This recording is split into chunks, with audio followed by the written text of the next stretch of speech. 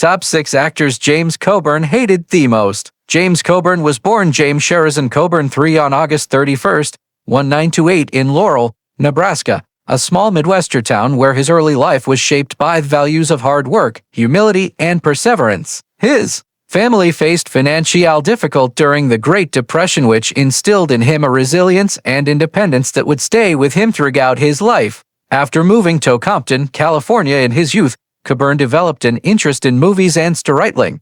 He later attended Los Angeles City College, where he studied acting on drama, honing the skills that would carry him into a legendary Hollywood career. Coburn's path to stardom was not straightforward. He served in the U.S. Army during the Korean War, an experience that gave him discipline and toughness, qualities that would later translate into the gritty, stoic characters he portrayed on screen. After his military service, he pursued acting more seriously, studying under notable acting teachers and working in theater and small television roles. His rugged good looks, commanding presence, and unique growly voice quickly distinguish him from his peers, making him a natural fit for action and Western films. He rose to fame in the 1960s, becoming one of Hollywood's most recognizable faces in action films, spy thrillers, and westerns. Coburn made his breakthrough in The Magnificent Seven, 1960, where he played the knife-throwing Gwyngle Britt, a role that cemented him as a rising star. Throughout the decade, he became known for his effortless, cool, often compared to Steve McQueen, with whom he shared a close friendship. Coburn went on to appear in films like The Great Escape 1963, Our Man Flint 1966, and in Like Flint 1967, where he embodied a suave James Bond-like secret agent. These roles established him as one of the quintessential tough guys of his era, blending charm, wit, and physicality in a way that audiences loved. Despite heightened screen image as a fearless man of action, Coburn was deeply thoughtful and artistic off-screen. He explored a wide range of roles beyond action and adventure, appearing in dramas and comedies, and he never allowed himself to be confined to a single typecast. His career spanned several decades with highlights including collaborations with directors such as Sam Peckinpah in Pat Garrett and Billy the Kid 1973 and Cross of Iron 1977. Coburn's acting style was marked by a natural authenticity. He rarely overacted and often used excellent facial expressions and subtle movements to communicate depth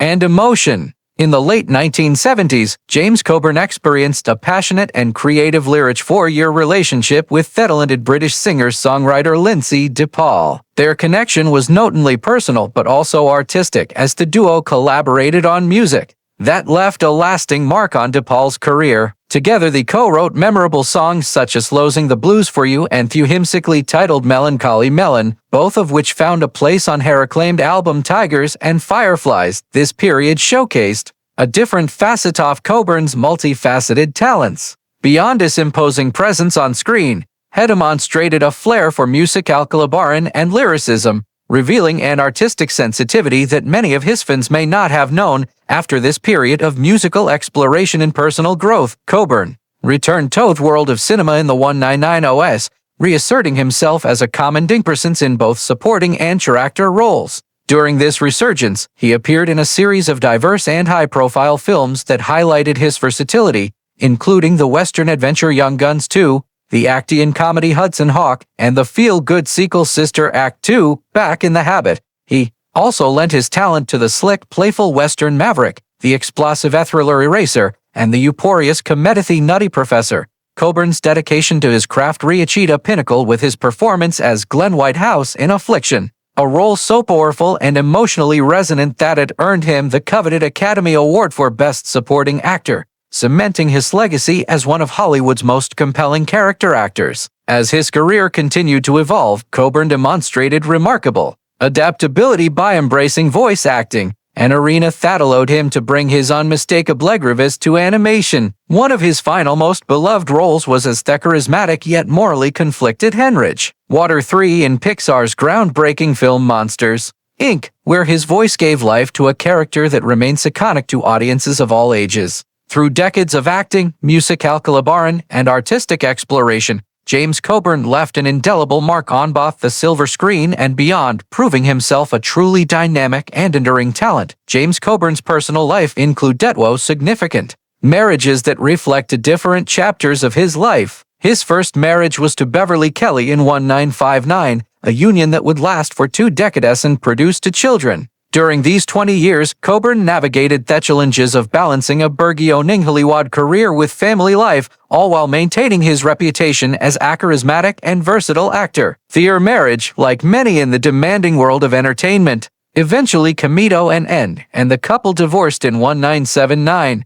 Despite the dissolution of their marriage, Coburn maintained a sense of dignity and respect for his former spouse and their shared family, emphasizing the importance of continuous comment to his children, even amidst personal upheaval. Later in life, Coburn found love again and married actress Paula Murad on October 22, 1993, in the romantic setting of Versailles, France. This marriage marked a period offering personal happiness and stability for Coburn, who had by then established himself as a respected veteran of film and television. Coburn and Mirage shared not only a deep personal bond, but also a dedication to giving back to the community, exemplified by the establishment of the James and Paula Coburn Foundation. Through this charitable organization, the couple sought to support causes that reflect their values and passions, leaving a legacy beyond Coburn's cinematic event. Their marriage remained strong and steadfast until Coburn's death in 2002, demonstrating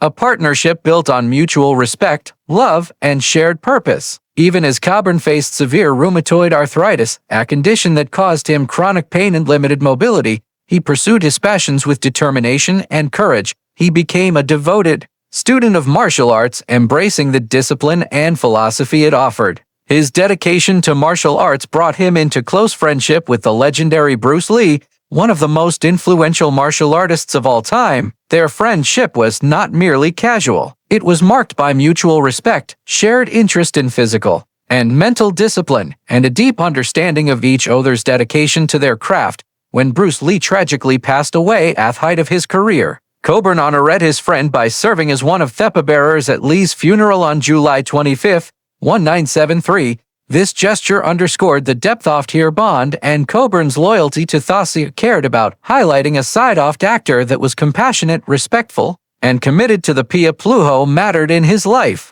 James Coburn was not only a celebrated actor, but also a man unafraid to speak his mind. Over his decades-long career in Hollywood, he encountered countless personnel, some inspiring, others frustrating. While he admired many of his contemporaries, there were a few whose behavior, talent, or ego rubbed him the wrong way. Here are the 6 actors James Coburn openly admitted to disliking the most, along with his candid thoughts. Brynner. Brynner stood out to Coburn as a symbol of style over substance. Coburn remarked, "Brynner was all image and no substance. He walked into a room and the only thing you felt was the weight of his ego, not his talent." Coburn was critical of Brynner's reliance on charisma and physical presence, arguing that he often overshadowed the material and his co-stars. He recalled instances in set where Brynner's dominating personality disrupted the collaborative innovation, leaving less assertive actors struggling to find their space. For Coburn, Brynner exemplified what was the obsession with spectacular craft.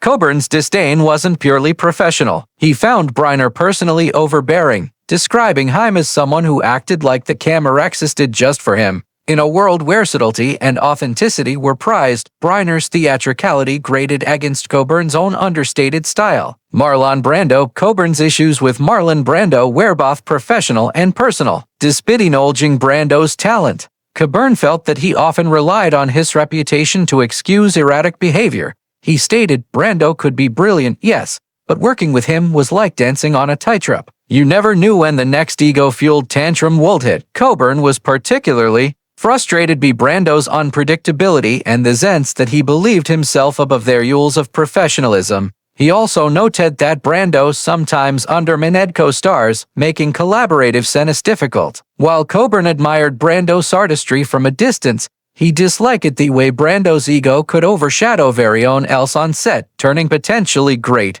work into stressful experience. Steve McQueen. James Coburn and Steve McQueen had a professional rivalry rooted in contrasting styles. Coburn once quipped, "Scene thought being cool was the same as being good. I've seen him act circles around people, but it's all exterior, Nozzle behind the eyes, Coburn felt that McQueen's charm and popularity sometimes masked a lack of true acting depth. On set, Coburn found McQueen's behavior self-centered, as if we're competing for attention rather than collaborating. Though Coburn acknowledged McQueen's box office draw, he often remarked that working with him required patience and a thick skin. For Coburn, McQueen embodied the frustration of dealing with actors more interested in image than craft. Richard Burton's intensity and theatrical style clashed with Coburn's understated approach. Coburn noted Burton could chew the scenery like a bull chewing cud. Sometimes it's mesmerizing, but mostly it's sex-housing. Coburn found Burton's apricot overblown, making scenes feel like performances for Burton himself rather than for the audience.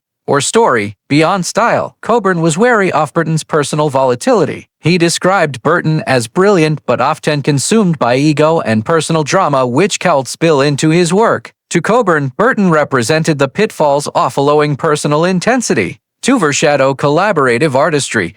Connery Coburn had mixed feelings about Connery. While he respected Connery's charm and undeniable screen presence, he criticized what he saw as arrogance. Coburn once commented, "Connery was a great actor if you like the idea of him being James Bond all the time. Off-screen, it felt like nothing else mattered." To him, Coburn found Connery's confidence amenities tipping into dismissive nested word others. On sets where collaboration was essential, Coburn felt Connery's ego could create tension, particularly with younger or less established actors. For Coburn, Connery was another example of someone whose star power sometimes overshadowed humility and craft. Kirk Douglas made Coburn's list due to a combination of ego and stubbornness. Coburn explained Douglas had talent, sure, but he also had the unshakable belief that the world revolved around him. That can wear on people. Coburn encountered Douglas in both collaborative and social contexts and found his larger-than-life personality difficult to navigate.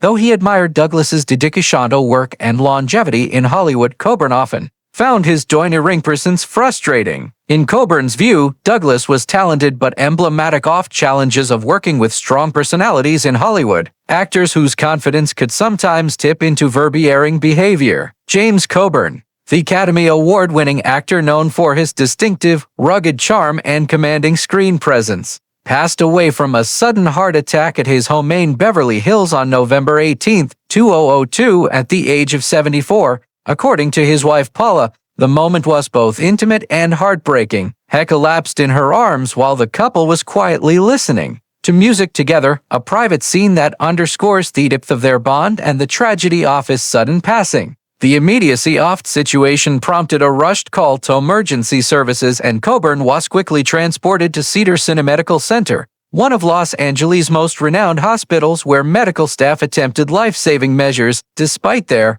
efforts, he was pronounced dead, leaving behind a legacy of cinematic excellence that spanned decades and included iconic roles in films such as The Magnificent Seven, Man Flint, and Affliction. The loss of Coburn was deeply felt not only by his fans and colleagues, but also by his family, particularly his wife Paula, who had stood by him through both the highs and lows of his personal and professional life. Tragically, Paula herself would succumb to illness less than 2 years later. She died from cancer on July 30, 2004 at the age of 48, cutting short a life that had shared profound intimacy with one of Hollywood's most charismatic actors. Their deaths in such close succession added a poignant chapter to the story of Here Lives Together, highlighting the fragility of life even amid fame and success, and leaving an indelible mark in those who knew them and admired Coburn's work.